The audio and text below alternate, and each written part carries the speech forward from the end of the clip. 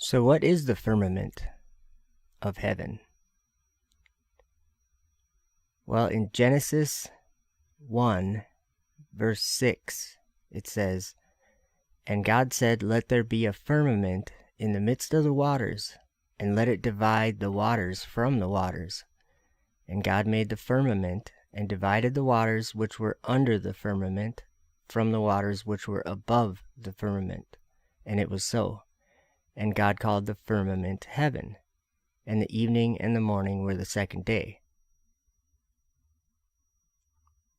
And then in Genesis 1, verse 14, it says, "And God said, Let there be lights in the firmament of the heaven, to divide the day from the night, and let them be for signs, and for seasons, and for days and years. And let them be for lights in the firmament of the heaven, to give light upon the earth. And it was so." And God made two great lights, the greater light to rule the day, and the lesser light to rule the night. He made the stars also. And God set them in the firmament of the heaven, to give light upon the earth, and to rule over the day and over the night, and to divide the light from the darkness. And God saw that it was good. And the evening and the morning were the fourth day. So there was waters, and he divided the waters which were under the firmament from the waters which were above the firmament. And he said, "Let there be a firmament in the midst of the waters, and let it divide the waters." So we have to go back to Genesis 1, verse 1, and go from there to learn about this darkness. "In the beginning God created the heaven and the earth was without form and void, and darkness was upon the face of the deep, and the Spirit of God moved upon the face of the waters." So that makes sense, because in Psalm 18, verse 9, it says, "He bowed the heavens also, and came down, and darkness was under his feet. And he rode upon a cherub, and did fly, yea, he did fly upon the wings of the wind. He made darkness his secret place. His pavilion round about him were dark waters, and thick clouds of the skies." So that makes sense along with Genesis 1, verse 2, where it says, "And the earth was without form and void, and darkness was upon the face of the deep, and the Spirit of God moved upon the face of the waters," because it said that darkness was under his feet. So God's in heaven above that darkness, but it says that darkness is his secret place, and it says his pavilion round about him were dark waters and thick clouds of the skies. So when he made the firmament, he said, "Let there be a firmament in the midst of the waters, and let it divide the waters from the waters." These are dark waters. And in Genesis 1, verse 3, it says, "And God said, Let there be light, and there was light. And God saw the light, that it was good, and God divided the light from the darkness. And God called the light day, and the darkness he called night, and the evening and the morning were the first day." So what this tells me is that when he made the firmament was a place of darkness, dark waters, and thick clouds of the skies. That was why he made lights for the firmament to give light upon the earth. So that was what the sun, moon, and stars were for, was to give light upon the earth. It says, "And let them be for lights in the firmament of the heaven, to give light upon the earth." And it was so. So there's lights in a place of darkness. Without the sun, moon, and stars, and planets, I guess, the sky would just be darkness. There would be no light up there. So it would be a place of darkness, the firmament. So that's interesting to look at it that way. In a book called The Vision of Paul, Paul writes in verse 11, And the angel answered and said unto me, Follow me, and I will show you the place of the just, where they are led when they are deceased. And after these things, taking thee into the abyss, I will show thee the souls of sinners, and what sort of place they are led into when they have deceased. And I proceeded back after the angel, and he led me into heaven. And I looked back upon the firmament, and I saw in the same place power, and there was there oblivion, which deceives and draws down to itself the hearts of men, and the spirit of detraction, and the spirit of fornication, and the spirit of madness, and the spirit of insolence. And there were there the princes of vices. These I saw under the firmament of heaven. And again I looked back, and I saw angels without mercy, having no pity, whose countenance was full of madness, and their teeth sticking out beyond the mouth. Their eyes shone like the morning star of the east, and from the hairs of their head sparks of fire went out, or from their mouth. And I asked the angel, saying, Sir, who are those? And the angel answered and said unto me, These are those who are destined to the souls of the impious in the hour of need, who did not believe that they had the Lord for their helper, nor hoped in him. And verse 13 says, And I said to the angel, I wish to see the souls of the just and of sinners going out of the world. And the angel answered and said unto me, Look down upon the earth. And I looked down from heaven upon the earth, and saw the whole world, and it was nothing in my sight. And I saw the sons of men as though they were not, and a wanting. And I wondered and said to the angel, Is this the greatness of men? And the angel answered and said unto me, It is. And these are they who do evil from morning till evening. And I looked and saw a great cloud of fire spread over the whole world. And I said to the angel, What is this, my Lord? And he said to me, This is injustice stirred up by the princes of sinners. And Isaiah had a vision similar to this in the Ascension of Isaiah, chapter 6, verse 9. It says, And we ascended to the firmament, I and he, and there I saw Samuel and his hosts, and there was great fighting therein, and the angels of Satan were envying one another.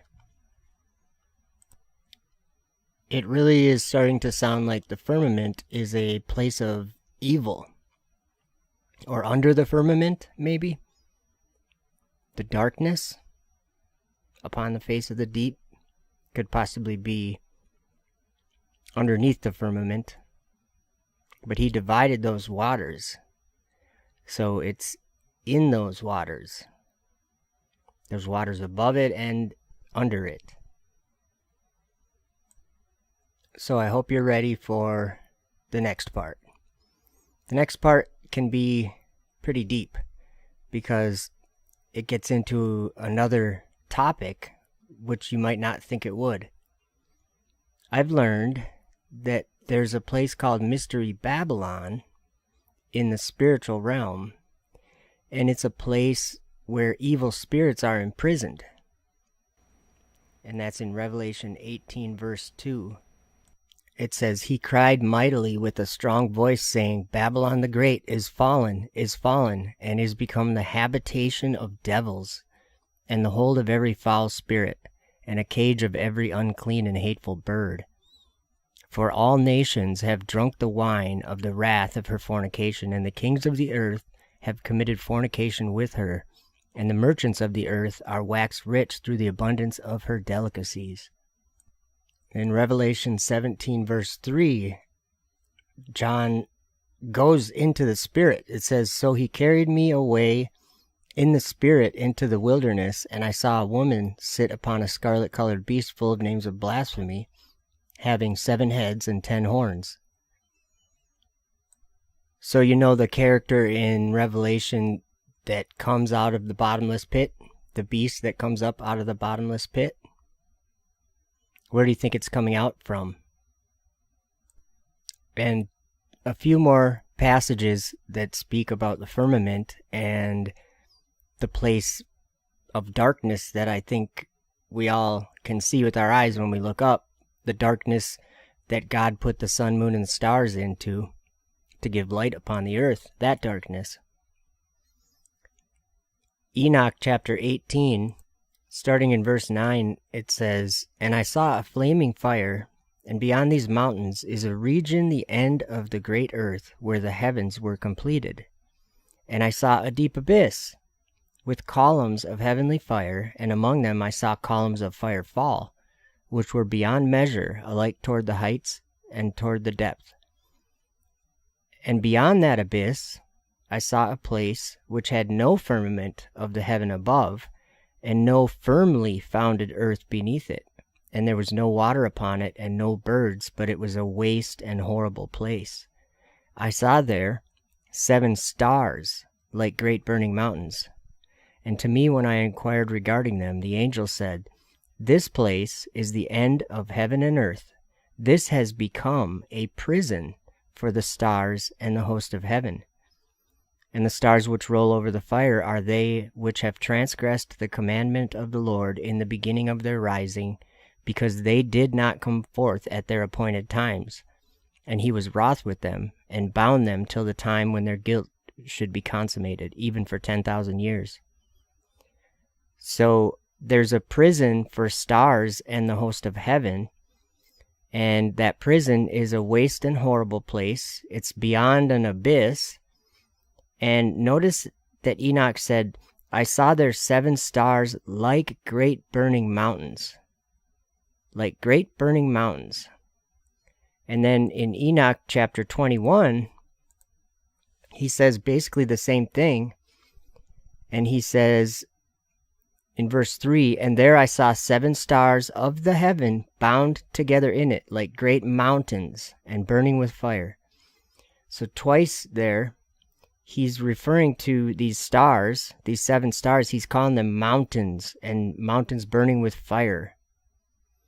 And that caught my attention because in Revelation 8, verse 8, John writes, And the second angel sounded, and as it were, a great mountain burning with fire was cast into the sea. And a third part of the sea became blood, and a third part of the creatures which were in the sea and had life died, and the third part of the ships were destroyed. So that to me sounds like one of those great mountains burning with fire, one of those 7 wandering stars, which we call planets, is at some point in time going to be cast into the sea, and it'll be a bad thing. And there's another thing about that, him calling them mountains. He saw 7 stars like great burning mountains. Well, that caught my attention in Revelation 17. In verse 9, it says, And here is the mind which hath wisdom, the 7 heads. And that's talking about the 7 heads on the beast. It says, The 7 heads are 7 mountains on which the woman sitteth. To me, I'm thinking that this is talking about space, where the planets are, where the sun, moon, and stars are, in the firmament, a place of darkness. And what's interesting here is in Revelation 17, verse 18, because John saw a woman, it was a mystery Babylon, she was a harlot. It says, I saw a woman sit upon a scarlet-colored beast. So she was sitting on a scarlet-colored beast. And in verse 18 it says, And the woman which thou sawest is that great city which reigneth over the kings of the earth. Babylon the Great. What's interesting to me about that is in Revelation 12, John sees a different woman. Verse 1, And there appeared a great wonder in heaven, a woman clothed with the sun, and the moon under her feet, and upon her head a crown of 12 stars. And she, being with child, cried, travailing in birth, and pain to be delivered. What's interesting to me about that is that's the same place that we just learned this other woman is is in that place of darkness. So there's Babylon the Great, and John sees this vision of a great wonder of a different woman that was travailing in birth and pain to be delivered. And then he also saw a dragon waiting to devour her child. And he saw that up in heaven too. This is the time we live in, I believe. And the dragon that we see up in the firmament is Satan. That's how Satan has manifested. And this world is believing in Babylon. So all I can say is, come out of her, my people. Don't believe that that's a place for us. That's God's secret place. It's also a place of evil. Evil spirits are bound there until judgment. In Jude, verse 13, it says, raging waves of the sea, foaming out their own shame, wandering stars, to whom is reserved the blackness of darkness forever. That would be space. So, what is the firmament? It's a lot of things. But one of the things that I learned that it is it's a city that's making the world drunk. It's deceiving the world. It's defiling mankind. And actually in Enoch chapter 19, it talks about the angels that came down in Genesis 6. And this is in the same place of the waste and horrible place where those 7 stars were bound until judgment. And he says, and Uriel said to me, here shall stand the angels who have connected themselves with women, and their spirits, assuming many different forms, are defiling mankind, and shall lead them astray into sacrificing to demons as gods. So come out of her, my people. That's what I'm learning. Don't partake in her sins or the wrath that's going to come from them, because her sins have reached up to heaven, and I know that God is remembering those iniquities.